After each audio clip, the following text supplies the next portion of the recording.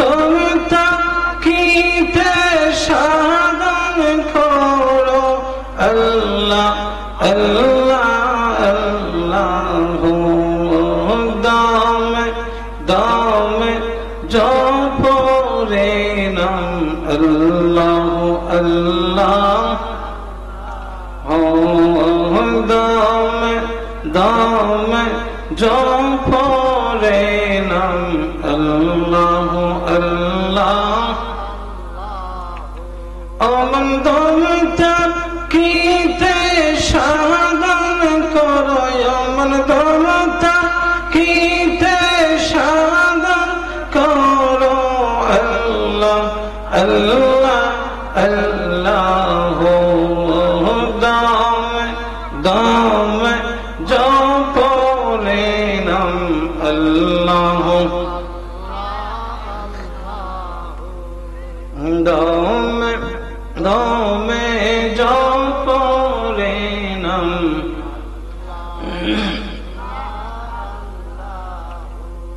লা ইলাহা ইল্লাল্লাহ মুহাম্মাদুর ইহসানা।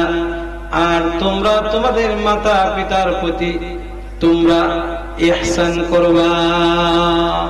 সুবহানাল্লাহ। আমরা ইবাদত করব কার? আল্লাহর। তারপরে আল্লাহ পাক রব্বুল আলামিন আমাদেরকে বলতেছেন তোমরা ইল্লা ইয়্যাহু ওয়া বিল ওয়ালিদাইনি ইহসানা, তোমরা তোমাদের মাতা পিতার প্রতি ইহসান করবা, দয়া করবা। সুবহানাল্লাহ। إما يبلغن عندك الكبر أحدهما أو كلاهما فلا تقل لهما أف ولا تنهرهما وقل لهما قولا كريما। তোমাদের মা অথবা বাবা অথবা উভয়জন যখন বৃদ্ধ অবস্থায় উপনীত হয়, যখন তারা বার্ধক্যে উপনীত হয়, এর দুনিয়ার মানুষ যখন তোমাদের মা অথবা বাবা অথবা উভয়জন বৃদ্ধ হয়ে যায়, বার্ধক্যজনিত অবস্থায়, তারা বৃদ্ধ অবস্থায় তোমাদের সম্মুখে হাজির হয়, তখন তোমরা তোমাদের দয়ার হাতটা তাদের দিকে বাড়াইয়া দিবা। সুবহান। কে শিখাইতেছেন? আল্লাহ আমাদেরকে শিখাইতেছেন তোমরা ইবাদত করবা আমি আল্লাহ, আমার সঙ্গে কাউকে শরীক করবা না, আমি ব্যতীত কাউকে সিজদা করে যাবে না, হোক সেটা মাজারে, হোক সেটা তাজিমি সিজদার নামে পীরকে, কোন ব্যক্তিকে সিজদা করা যাবে না, সেটা শিরক। কথা বলুন ঠিক কিনা? বলতেছিলাম আল্লাহ পাক রব্বুল আলামিন বলেন ইম্মা ইয়াবলুগান্না ইনদাকাল কিবরা আহাদুহুমা আও কিলাহুমা فلا تقل لهما أف ولا تنهرهما وقل لهما قولا كريما। এর দুনিয়ার মানুষ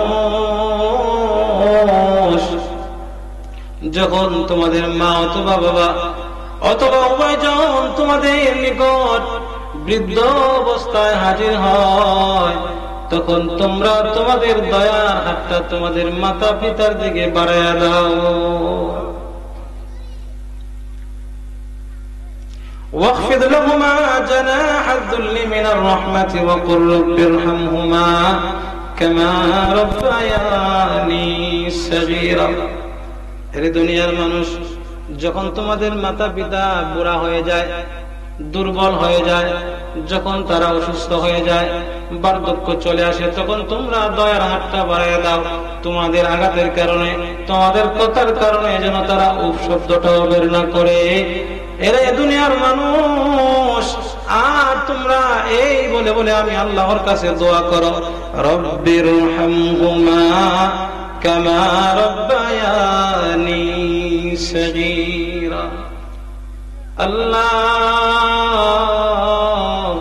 আল্লাহ শিখাই দিতেছেন কিভাবে বলবেন, মাবুদ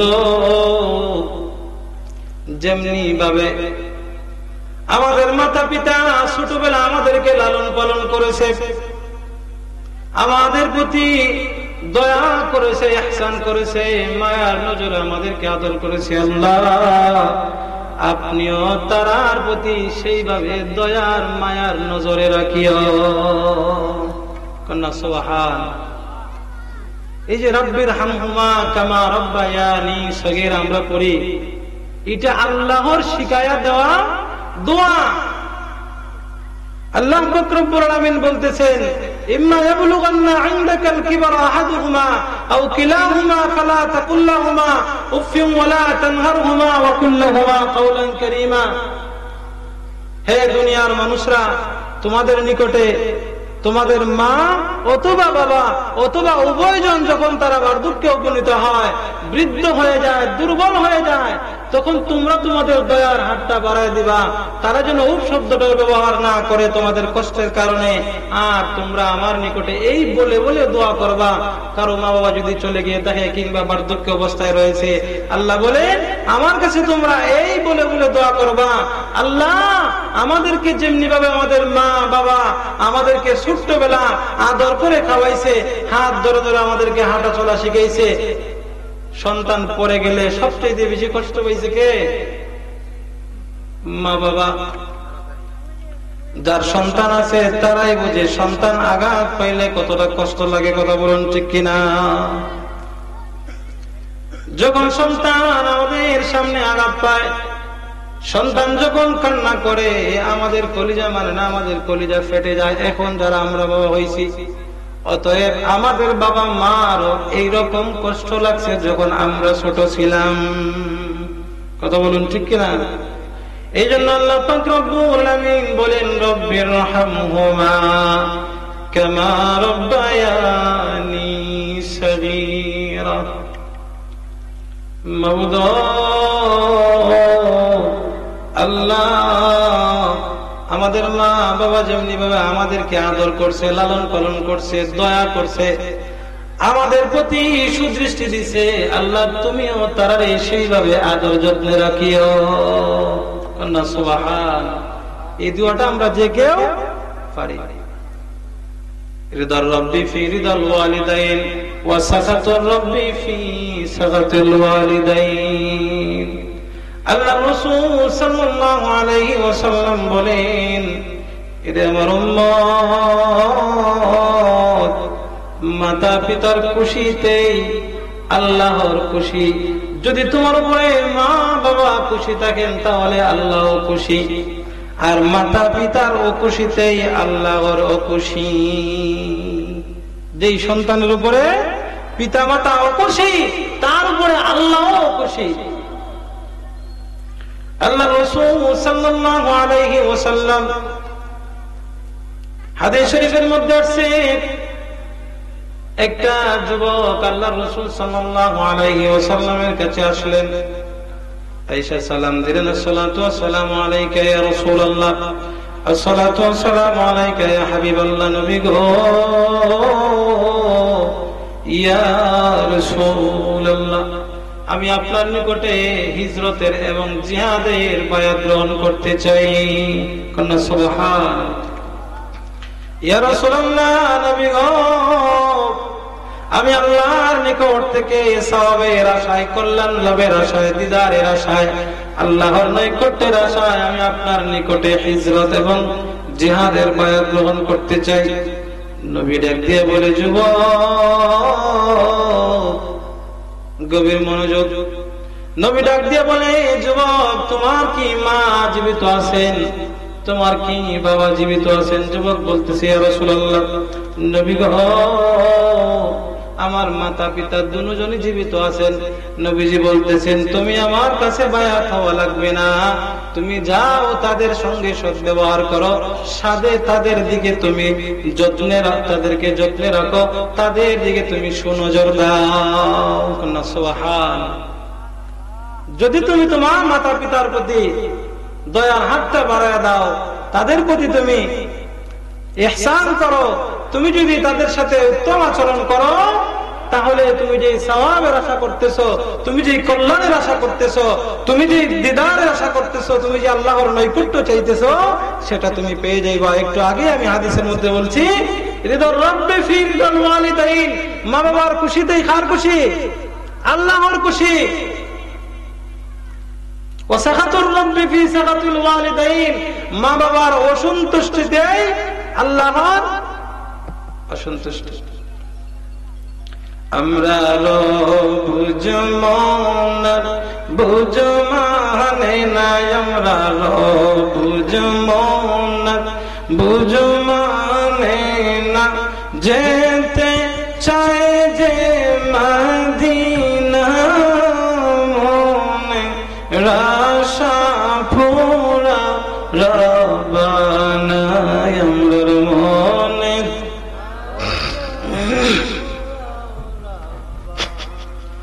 আমরা বুঝমনার বুঝমানে নাই, আমরা বুঝমনার বুঝমানে না, যেতে চাই যে মদিনা মনে রাশা পুরা রবানা আমরার মনে রাশা পুরা রবানা। ও মনে আমার অনেক আশা, দেখব আমি তুমি বড় যা, সেই আশাতে চোখের জলে আমার, সেই আশাতে চোখের জলে বুক ভেসে যায় কত না মনে রাশা পুরাও নাই আমার মনে রাশা। আমরা বুঝমনার বুঝমানে নাই, আমরা বুঝমনার বুঝমানে না, যেতে চাই যে মদিনা মনে রাশা পুরা রবানা আমরার মনের। ও কত দিনের জানি গেল, নবীর দিদার না হইল, গোনায় আমার অনেক বেশি নবী, গোনায় আমার অনেক বেশি, তাই বুঝি কাছে নাও না মনে